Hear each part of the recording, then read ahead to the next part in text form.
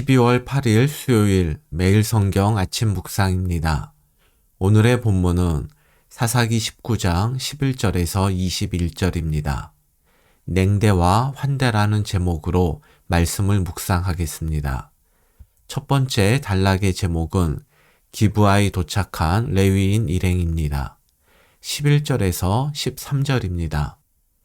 그들이 여부스에 가까이 갔을 때에 해가 지려 하는지라 종이 주인에게 이르되 청하건대 우리가 돌이켜 여부스 사람의 이 성읍에 들어가서 유숙하십시다 하니 주인이 그에게 이르되 우리가 돌이켜 이스라엘 자손에게 속하지 아니한 이방 사람의 성읍으로 들어갈 것이 아니니 기브아로 나아가리라 하고 또 그 종에게 이르되 우리가 기브아나 라마 중 한 곳에 가서 거기서 유숙하자 하고 베들레헴의 장인 집에서 뒤늦게 출발한 레위인 일행이 여부스에 가까이 갔을 때 해가 지려 했습니다.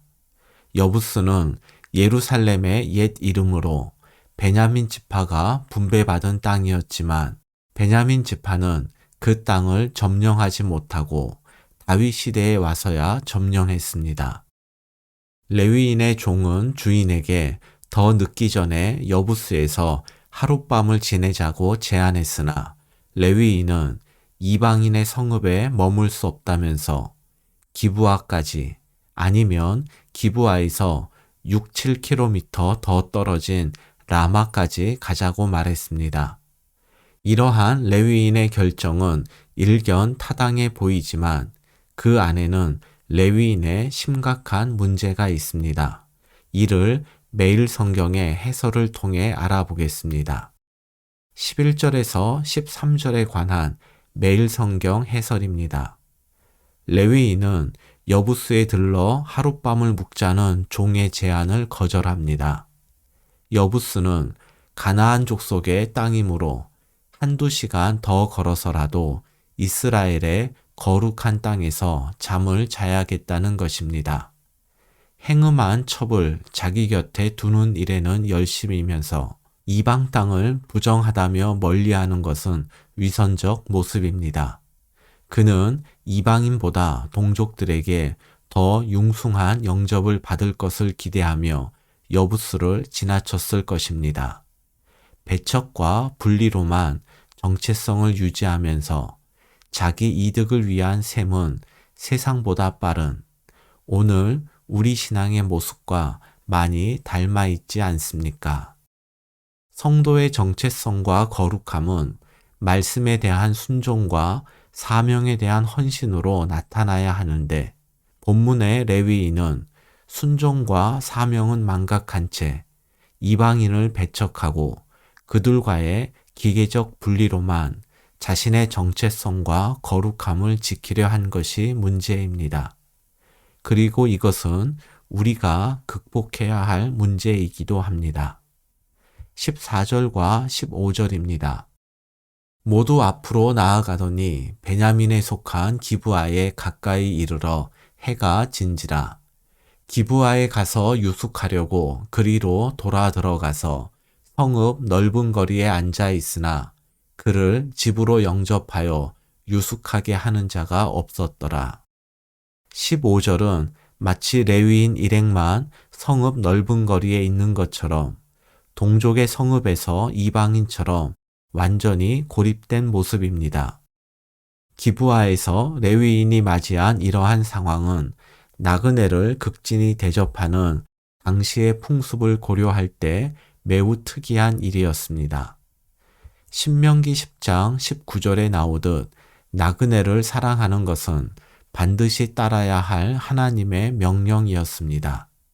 하지만 베냐민 지파 기브아 사람들은 동족 나그네를 홀대할 만큼 하나님 말씀을 외면한 채 살았습니다. 이것이 하나님을 왕으로 인정하지 않고 각자 자기 생각에 옳은 대로 살아가는 모습입니다. 두 번째 단락의 제목은 레위인 일행을 영접한 노인입니다. 16절과 20절, 21절을 보겠습니다. 저녁 때에 한 노인이 밭에서 일하다가 돌아오니 그 사람은 본래 에브라임 산지 사람으로서 기브아에 거류하는 자요. 그곳 사람들은 베냐민 자손이더라. 그 노인이 이르되 그대는 안심하라. 그대의 쓸 것은 모두 내가 담당할 것이니 거리에서는 유숙하지 말라 하고 그를 데리고 자기 집에 들어가서 나귀에게 먹이니 그들이 발을 씻고 먹고 마시니라.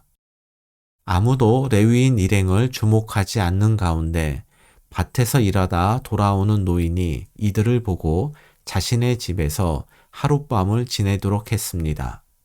그런데 이 노인은 기브아 사람이 아니라 에브라임 산지 출신이었습니다. 성경은 나그네가 또 다른 나그네를 대접하는 모습을 통해서 기브아 사람들이 나그네를 대접하지 않는 것을 더욱 부각시키고 있습니다. 17절입니다. 노인이 눈을 들어 성읍 넓은 거리에 나그네가 있는 것을 본지라. 노인이 묻되 그대는 어디로 가며 어디서 왔느냐 하니 노인은 레위인에게 어디로 가며 어디에서 왔냐고 물었습니다. 18절입니다. 그가 그에게 이르되 우리는 유다 베들레헴에서 에브라임 산지 구석으로 가나이다. 나는 그곳 사람으로서 유다 베들레헴에 갔다가 이제 여호와의 집으로 가는 중인데 나를 자기 집으로 영접하는 사람이 없나이다. 노인의 질문에 레위인은 자신의 출발지는 유다 베들레헴이요 목적지는 에브라임 산지 구석이라고 답했습니다. 그리고 노인이 물어보지도 않은 자신의 출신과 현재 자신의 상황까지도 알려주는데 그 내용 중에서 두 가지 특이한 점을 발견합니다. 첫째, 레위인은 자신의 목적지를 에브라임 산지에서 여호와의 집으로 바꾸어 다시 말합니다. 여호와의 집이란 언약궤가 있는 실로를 가리키는데 실로 역시 레위인의 집처럼 에브라임 산지에 있었습니다. 그런데 같은 방향, 같은 지역이라 하더라도 자기 집과 하나님의 성소는 엄연히 다른데 레위인은 왜 목적지를 바꾸어 말했을까요? 자신의 목적지를 하나님의 집이라고 말함으로써 레위인은 자신이 일반 백성이 아니라 하나님의 집에서 봉사하는 레위인, 즉 자신이 특별한 존재임을 말하고 싶은 것이라 추정할 수 있습니다. 이렇게 사실이 아닌 것으로 과잉 포장하여 자신을 드러내려는 사람의 공통점은 그들 마음에 말씀이 채워지지 않았다는 것입니다. 하나님 말씀을 멀리하면 반드시 세속적 욕망의 대상으로 말씀의 빈 자리를 채우고 그것으로 자신의 가치를 평가받고 싶어 합니다. 하지만 하나님 말씀으로 내면을 채우는 사람은 말씀을 추구하기 때문에 세속적 평가에 흔들리지 않습니다. 둘째, 레위인은 지금 자기 일행의 상황을 나를 자기 집으로 영접하는 사람이 없다고 말합니다. 레위인은 혼자가 아니라 첩도 있고 종도 있었습니다.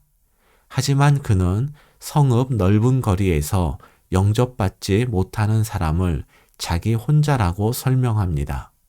이것은 레위인이 종뿐 아니라 첩도 자신의 소유물로 여기고 있음을 알려줍니다.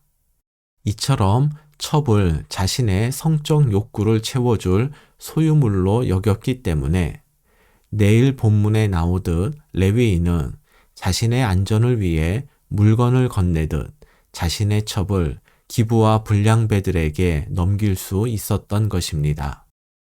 우리는 사람을 어떤 관점에서 바라봅니까? 이용 가치입니까? 물질 만능주의의 시각입니까? 사람은 이익 추구의 대상이 아니라 사랑의 대상이며 존중받고 배제와 차별로부터 보호받아야 할 대상입니다. 오늘의 말씀 요약입니다. 성도의 정체성과 거룩함은 불신자를 배척하고 그들과의 기계적 분리가 아니라 말씀에 대한 순종과 사명에 대한 헌신으로 나타나는 것입니다. 하나님 말씀을 외면하고 사는 것이 곧 하나님을 왕으로 인정하지 않는 것입니다.